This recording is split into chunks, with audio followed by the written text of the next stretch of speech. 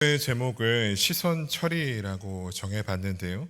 시선 처리가 중요하다라는 말이 있지 않습니까? 대화를 하거나 또 면접을 보거나 발표를 하거나 또 이 강단에서 말씀을 전할 때도 시선이 중요하다라는 거죠. 어디에 시선을 두고 있느냐가 중요하다라는 겁니다.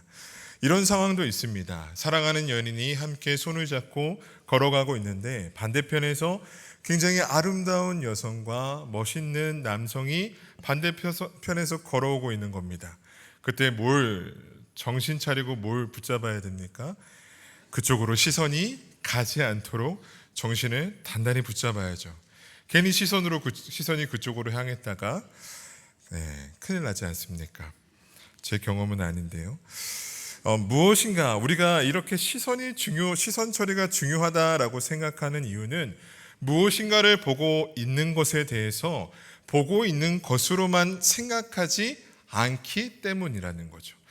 우리의 시선이 무엇인가를 바라보고 있다라는 것은 그저 볼 수 있는 눈을 가지고 그 모습을 보고 있다라는 것으로만 생각하지 않기 때문에 시선 처리가 중요하다라는 말이 나온다라는 거죠. 무슨 뜻입니까? 무엇인가를 보고 있다라는 것은 그 무엇인가를 주목하고 있고 집중하고 있고 무엇보다 마음이 향해 있다라는 뜻이 보고 있다라는 의미 속에 담겨져 있다라는 것이죠. 여러분, 지금 여러분들은 무엇을 보고 계십니까? 다 저를 보고 계시네요. 오늘 설교의 제목을 시선 처리라고 정해본 이유는 오늘 본문의 시작이 무엇인가를 바라보고 있는 한 여인에 대한 기록으로 시작하고 있기 때문입니다. 오늘 본문 말씀 1절 말씀을 같이 한번 읽어봤으면 좋겠습니다. 라헬이 자기가 야곱에게서 아들을 낳지 못함을 보고 그의 언니를 시기하여 야곱에게 이르되 내게 자식을 낳게 하라. 그렇지 아니하면 내가 죽겠노라. 라헬이 아들을 낳지 못한 자신의 문제를 보고 있다라는 겁니다. 자신의 삶에 찾아온 문제를 주목하고 있습니다. 집중하고 있습니다. 그 문제에 마음이 향해 있고 그 문제에 마음이 빼앗겨 있습니다. 다시 한번 질문해 보겠습니다. 성도님들은 지금 무엇을 보고 계십니까? 내 삶에 찾아온 어떤 문제를 바라보고 계십니까? 관계의 문제를 바라보고 계십니까? 건강의 문제를 바라보고 계십니까? 재정적인 문제를 보고 계십니까? 오늘 우리가 본문을 통해서 생각해 보기를 원하는 것은 우리의 시선이 내가 처해져 있는 그 문제를 바라보고 있을 때, 그것을 주목하고 있을 때, 그 문제에 마음이 향해 있을 때, 그 문제에 마음이 빼앗겨 있을 때 어떤 어리석은 모습이 우리의 삶에 나타나는지를 생각해 보기를 원합니다. 이 문제를 바라보고 있는 라헬이 보여주고 있는 어리석은 모습을 살펴보면서 나의 어리석음을 돌아보고 내가 참으로 바라봐야 하는 것이 무엇인지를 깨닫게 되는 이 시간이 되기를 바랍니다. 자신이 처한 문제를 바라보고 있는 라헬은 오늘 본문에서 세 가지 어리석은 모습을 보여주거든요. 자녀를 낳지 못하는 자신의 문제에 놓여있는 그 문제를 바라보고 있는 라헬이 보여주는 어리석은 세 가지의 모습을 우리는 보게 된다는 겁니다. 부탁드리는 것이 한 가지가 있다면 그저 자녀를 낳지 못하는 문제만으로서 이 문제를 바라보는 것이 아니라 우리의 삶에 마주하게 되는 수많은 문제들로 이 문제를 바라보셨으면 좋겠습니다. 지금 자녀를 낳지 못하는 문제, 자신의 삶에 자신이 해결하지 못할 그 문제를 마주하고 있는 이 라헬이 보여주고 있는 첫 번째 어리석음은 무엇입니까? 감정에 사로잡혀 있는 모습을 보여주고 있다는 겁니다. 무엇에 사로잡혀 있습니까? 감정에 사로잡혀 있다는 거예요. 라헬이 야곱에게서 아들을 낳지 못하는 자신의 문제를 보고 어떻게 하고 있습니까? 1절 말씀 제가 다시 한번 읽어보겠습니다. 라헬이 자기가 야곱에게서 아들을 낳지 못함을 보고 그의 언니를 시기하여 야곱에게 이르되 내게 자식을 낳게 하라. 그렇지 아니하면 내가 죽겠노라 라고 말하고 있어요. 자신의 언니 레아를 시기하고 있습니다. 4명의 아들을 낳은 언니를 질투하고 있죠. 언니 레아는 자녀를 낳지 못하고 있는 문제에 처한 자신과 너무나도 비교가 되는 대상이었기 때문입니다. 아들은 낳지 못하는 그 문제를 바라보니 그 문제가 기준이 되어서 비교 대상을 찾게 되고 그 기준에서 자신과 너무나 다른 모습을 보여주고 있는 레아를 향해 분노를 쏟아내고 있다는 거죠. 아벨에 대해서도 가인이 그러했고요. 다윗에 대해서도 사울이 그러했습니다. 눈에 보이는 자신의 문제에 주목하는 사람은 그 문제를 기준으로 삼고 비교 대상을 삼아서 그 사람을 미워하고 질투하고 원망하는 감정에 매이게 된다는 겁니다. 여러분, 우리도 그렇지 않습니까? 자녀에 대한 문제만 생각하고 있으면 나의 자녀보다 잘나 보이는 자녀를 둔 사람을 시기하게 되고, 재정에 대해서도 그렇고 건강에 대해서도 그렇지 않습니까? 문제를 주목하게 되면 이렇듯 그 문제를 기준으로 삼고 비교 대상을 삼아서 나와 너무나 다른 처지에 놓여 있는 자에게 자를 시기하고 원망하고 불평하는 그 감정에 사로잡히게 된다는 거죠. 지금 라헬이 얼마나 그 감정에 사로잡혀 있는지는 우리가 읽었던 1절 후반부의 내용을 통해서 더욱 드러나고 있는데요. 야곱에게 이르되 내가 자식을 낳게 하라, 그렇지 않으면 내가 죽겠노라 라고 말하고 있습니다. 남편 야곱을 향해 격한 감정을 쏟아내고 있습니다. 사실 조금만 이해하면 돌아보면요, 라헬이 야곱에게 지금 이렇게 말할 수는 없습니다. 왜 그렇습니까? 야곱은 레아보다, 자신의 언니였던 레아보다 라헬을 더 사랑하는 남편이 야곱이지 않습니까? 아무리 고통스럽다 하더라도 자신을 더 사랑했던 야곱에 대해서 지금 분노의 감정을 쏟아내고 있다는 거예요. 그리고 사실 지금 야곱의 씨를 통해서 이미 4명의 자녀가 앞선 본문에서 태어났기 때문에 문제가 있다면 분명 자신의 문제라는 것을 부정할 수 없는 상황이었다라는 겁니다. 그런데 라헬은 지금 이성을 잃고 감정에 사로잡혀 있는 모습을 보여주고 있습니다. 라헬이 이같이 감정에 사로잡혀서 격한 말을 쏟아내고 있을 때 그 말을 듣고 있는 야곱은 어떻게 반응하고 있을까요? 2절 말씀 같이 한번 읽어보겠습니다. 야곱이 라헬에게 성을 내어 이르되 그들을 임신하지 못하게 하시는 이는 하나님이시니 내가 하나님을 대신하겠느냐. 야곱은 라헬에게 당신이 임신하지 못하게 하신 것은 하나님이라고 말하고 있습니다. 그런데 야곱이 그 말을 어떻게 전하고 있습니까? 성을 내며 말하고 있다는 거예요. 격한 감정에 사로잡혀 있는 아내 라헬의 말을 듣고 야곱도 감정에 사로잡혀서 격한 말을 쏟아내고 있다는 거죠. 이러한 상황이 어디서 비롯된 겁니까? 라헬이 지금 자신이 처해져 있는 문제를 주목하고 그 문제에 마음이 빼앗겨 있기 때문이다라는 거죠. 라헬 한 사람만이 아니라 이 가정을 감정에 사로잡히게 만들고 있습니다. 무엇이요? 문제를 바라보고 있는 그 시선이 라헬을 분노하게 만들었고 이 가정을 감정의 소용돌이로 휘몰아치게 만들었다라는 겁니다. 여러분, 우리에게는 이런 어리석음이 없습니까? 어떤 문제를 주목하다 보니 비교 대상을 찾게 되고 그 대상을 향한 시기와 분노의 감정에 사로잡혀 있는 우리의 모습이 있지 않습니까? 그 감정에 사로잡혀서 사랑하는 남편에게, 아내에게, 또 자녀에게, 또 부모에게 상처의 모습을 준 적은 없습니까? 이 라헬의 어리석음이 나의 어리석음이라고 생각되시는 분이 계신다면 무엇이 문제인지 돌아볼 수 있는 은혜가 이 시간 가운데 있기를 원합니다. 무엇이 문제라는 겁니까? 내 삶에 처해져 있는 그 문제에 나의 시선이 향하고 있고 그 문제를 주목하고 있고 그 문제에 마음이 뺏긴 그 원인이 우리를 분노하게 만들었고 사랑하는 누구에게 상처의 말을 전하고 있다라는 거죠.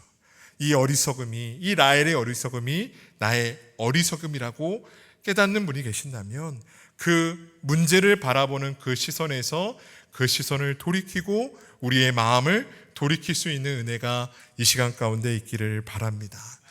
두 번째, 라헬이 보여주고 있는 어리석음은 정답이 아닌 편법을 찾는 모습이에요. 라헬과 야곱 사이에서 격한 감정의 말이 오고 가고 있습니다.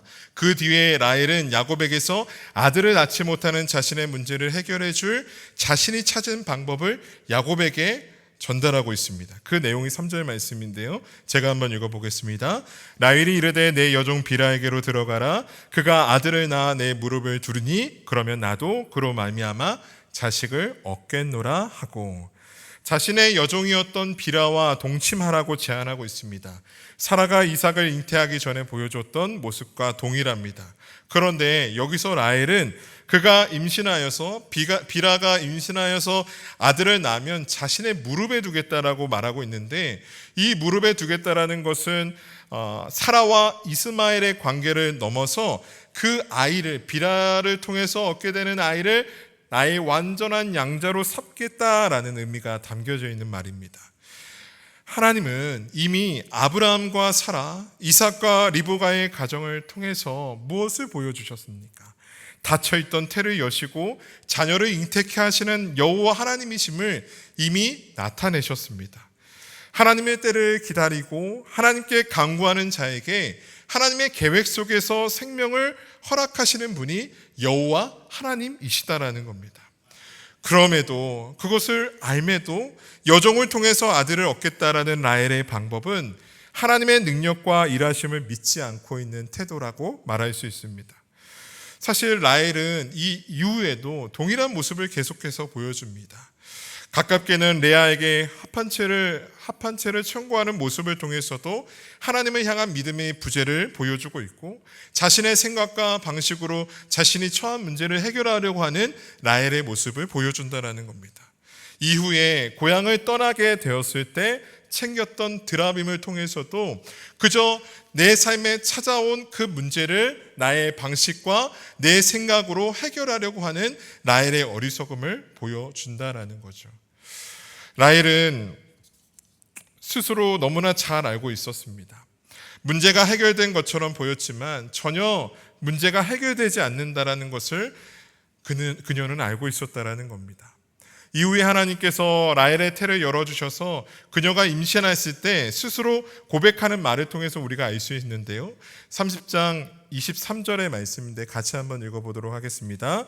그가 임신하여 아들을 낳고 이르되 하나님이 내 부끄러움을 씻으셨다 하고, 그러니까 여종을 통해서 자녀를 얻겠다라는 어리석은 방법이 문제를 해결해 준 것처럼 보이지만 라헬 스스로도 자신이 직접 아들을 낳기 전에는 여전히 부끄러운 존재라는 것을 인식하고 있었다라는 겁니다. 겉으로는 문제가 해결된 것처럼 보이지만 자신이 세웠던 그 방법이 그 문제를 해결하지 못한다라는 것을 라헬 또한 알고 있었다라는 거죠. 사랑하는 성도 여러분, 어떤 문제를 눈앞에 놓고 바라보고 계십니까? 우리는 눈에 보이는 문제만 주목하다가 내 생각과 내 판단과 세상의 방법으로 그 문제를 해결하려고 들 때가 참 많이 있다라는 거죠. 순간에는 그렇게 문제가 해결된 것처럼 보일 수 있습니다. 그러나 지금 라헬과 같이 실상은 아무것도 해결된 것이 없는 상황을 마주하게 된다라는 것이죠. 다시 한번 말씀드립니다. 이 어리석음이 나의 어리석음이라고 생각된다면 지금 내가 문제를 바라보고 있는 그 시선, 그 문제에 빼앗겨 있던 마음을 돌이킬 수 있는 은혜가 이 시간 가운데 있기를 바랍니다. 마지막으로 라헬이 보여주는 어리석음은 하나님의 일하심을 깨닫지 못한다라는 거예요. 문제를 바라보며 감정에 사로잡혀 어리석은 편법을 택하는 라헬의 모습을 보고 있습니다. 그 편법을 통해서 자녀를 얻는 내용이 이어지는데요, 5절 6절의 말씀 제가 한번 읽어보겠습니다. 비라가 임신하여 야곱에게 아들을 낳은지라 라헬이 이르되 하나님이 내 억울함을 푸시려고 내 호소를 들으사 내게 아들을 주셨다 하고 이로 말미암아 그의 이름을 단이라 하였으니, 그러니까 하나님이 내 억울함을 푸시려고 내 호소를 들으사 내게 아들을 주셨다라는 의미에서 라헬은 단이라는 이름을 지어줍니다. 어떻게 보면 하나님을 향한 신앙의 고백이라고 보여질 수 있습니다. 그런데 이후에 8절의 내용을 보면 내가 언니와 크게 경쟁하여 이겼다라고 하면서 납달리라는 이름을 지어주는 것을 보게 됩니다. 자신이 언니와 경쟁하여 이겼다라는 것이죠. 라헬은 야곱에게서 태어나는 아들들을 그저 자신의 경쟁을 위한 도구와 자신의 결핍을 채워주는 수단으로 여기고 있는 것을 보게 된다는 거죠. 근데 여러분, 지금 야곱을 통해 태어나고 있는 이 아들들은 라헬이 자신의 결핍을 채워주고 언니와의 그 경쟁에서 이겨주게 하는 수단으로 생각할 만한 생명이 아니다라는 거예요. 그렇게 생각해서는 안 될 자손들이었다라는 거죠. 왜 그렇습니까? 하나님께서는 이 자녀를 태어나게 하심을 통해서 아브라함에게 약속하셨던 말씀을 이루어 가고 계신 것이기 때문입니다. 어떤 약속의 말씀이었습니까? 창세기 22장 17절 말씀인데요. 같이 한번 읽어보도록 하겠습니다. 내가 내게 큰 복을 주고 내 씨가 크게 번성하여 하늘의 별과 같고 바닷가의 모래와 같게 하리니 내 씨가 그 대적의 성문을 차지하리라. 아멘. 약속하신 말씀을 지키시는 놀라운 하나님의 일하심이 생생하게 드러나고 있는데, 하나님께서 약속하신 그 말씀을 신실하게 이루어 가는 것을 지켜볼 수 있는 그 현장인데, 라헬은 도무지 하나님의 그 놀라운 일하심을 깨닫지 못하고 있다는 거죠. 내가 언니와 경쟁해서 이겼다라는 겁니다. 왜 깨닫지 못한 겁니까? 하나님의 일하심을 깨닫지 못하는 이유가 무엇입니까? 그저 아들을 낳지 못하는 자신이 처해져 있는 그 문제만을 바라보고 있고 그 문제에 마음이 빼앗겨 있기 때문이다라는 거죠. 문제를 바라보고 그 문제에 마음이 빼앗기면 나의 삶에 일하시는 하나님의 놀라운 일하심을 깨닫지 못한다라는 겁니다. 사랑하는 여러분, 이 어리석음이 우리에게 있지 않습니까? 눈앞의 문제만 바라보면서 좌절하고 절망하고 시기하고 분노하는 어리석음이 우리의 어리석음이지 않습니까? 내 생각과 판단과 세상의 방식으로 어리석은 방법으로 그 문제를 해결하고자 하는 모습이 우리의 모습이지 않습니까?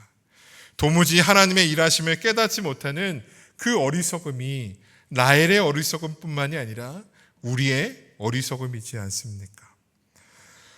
그렇다면 여러분, 우리는 무엇을 바라봐야 할까요? 자신이 처해져 있는 그 문제를 바라보고 있는 라헬이 보여주고 있는 그 어리석음, 그 어리석음에서 돌이켜서 우리가 무엇을 바라봐야 하는 것일까요? 하늘의 별과 같고 바닷가의 모래와 같게 될 야곱의 자녀들이 태어나는 내용을 살펴보게 되는데요. 처음 야곱의 자녀가 태어났을 때 하나님께서 레아를 통해 야곱에게 아들을 낳게 하셨을 때 본문은 이렇게 기록하고 있습니다. 창세기 29장 31절 말씀인데요. 같이 한번 큰 목소리로 읽어보도록 하겠습니다. 여호와께서 레아가 사랑받지 못함을 보시고 그의 태를 여섰으나 라헬은 자녀가 없었더라. 아멘. 하나님께서 사랑받지 못하는 문제에 놓여있는 레아를 보고 계셨고 그래서 그의 태를 여셨다라는 겁니다. 여러분, 우리는 무엇을 바라봐야 합니까? 우리의 삶에 마주하게 되는 수많은 문제를 바라보는 것이 아니라 그 문제에 놓여있는 나를 바라보고 계시는 하나님을 바라봐야 하는 줄 믿습니다. 그 문제 앞에 서 있는 나를 외면하지 아니하시고 그 문제 앞에 절망하고 좌절하고 있는 나를 외면하지 아니하시고 바라보고 계시는 하나님, 그 하나님을 바라보는 우리가 되어야 하는 줄 믿습니다. 하나님은 결국 이 라헬에 닫혀있는 태도 열어주셔서 자녀를 잉태하게 해주시는데요. 성경은 그 장면을 이렇게 기록하고 있습니다. 30장 22절의 말씀도 큰 목소리로 같이 한번 읽어보도록 하겠습니다. 하나님이 라헬을 생각하신지라 하나님이 그의 소원을 들으시고 그의 태를 여셨으므로. 하나님이 라헬을 생각하셨다라는 거예요. 원어로 보면 기억하셨다라는 의미가 담겨져 있는데 영어로는 remember죠. 잊지 않고 기억하셨다라는 거예요. 여러분, 잊지 않고 기억하셨다라는 것은 무슨 뜻이 담겨 있습니까? 이미 보셨다라는 겁니다. 여러분, 우리 하나님은 우리를 이미 보셨고 지금도 보고 계시고 잊지 않고 기억하시는 하나님이신 줄 믿으시기 바랍니다. 여러분, 문제의 해결은 그 문제를 바라보는 내가 아니라 스스로 그 문제를 해결할 길 없는 우리를 바라보고 계시는 하나님, 그 하나님께서 우리를 바라보시고 그 문제를 우리를 기억해 주실 때 우리의 삶에 놓여 있는 문제가 해결됨을 믿으시기를 바랍니다. 생명을 잉태하지 못하는 문제 앞에 놓여 있는 레아와 라헬을 하나님께서 바라보셨고 잊지 않고 기억해 주셨을 때 생명을 얻는 은혜가 레아와 라헬의 삶에 찾아왔습니다. 여러분, 사실 우리도 이미 이 은혜를 입은 자들이지 않습니까? 우리 스스로는 해결할 수 없는 문제, 아무리 내가 발버둥 쳐봤자 나 스스로는 해결할 수 없는 그 문제, 어떤 문제입니까? 죄와 사망의 종로를 타며 영원히 죽을 수밖에 없는 죄의 문제에 놓여 있었던 우리를 하나님은 외면하지 아니하셨고 우리를 바라보셨고 잊지 않고 기억하신 줄 믿습니다. 우리는 도무지 해결할 수 없는 그 문제를 하나님께서 해결해 주시기 위해서 이 땅 가운데 복음이신 예수 그리스도를 보내주셨습니다. 예수 그리스도께서 우리를 대신하여 십자가에 못 박혀 죽으심으로 말미암아 우리에게, 라헬과 레아에게 생명을 허락하셨던 것처럼 우리에게 영원한 생명을 얻는 은혜를 주셨음을 믿으시기 바랍니다. 사랑하는 여러분, 죄와 사망의 문제를 예수 그리스도의 십자가의 문제를 통해서 해결해 주시고 우리에게 생명을 주신 하나님, 그 하나님께서 지금 우리를 여전히 바라보고 계시는 줄 믿으시기 바랍니다. 그 하나님을 신뢰하시기 바랍니다. 세상의 수많은 문제들을 마주하게 됩니다.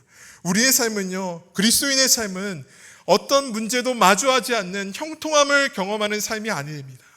수많은 문제를, 더 많은 문제를 마주할 수 있어요. 그런데 그 수많은 문제 앞에서 좌절하고 절망하고 분노하며 시기하는 삶이 아니라 어리석은 내 방식대로 문제를 해결하려고 드는 것이 아니라 도무지 하나님의 일하심을 깨닫지 못하는 삶이 아니라 그 문제 앞에 놓여있는 나를 바라보고 계시는 하나님, 그 하나님을 바라보는 삶이 우리가 살아내야 하는 삶인 줄 믿습니다. 크고 작은 문제 앞에 놓여있는 나를 언제나 바라보고 계시는 하나님, 그 하나님을 바라볼 수 있는 우리 모두가 되기를 바랍니다. 한 주간의 삶, 오늘 우리가 예배드리고 돌아가는 또 우리의 현실의 삶에서 우리는 또 다른 문제를 마주하게 될 겁니다. 여러분, 시선 처리 잘 하시기 바랍니다.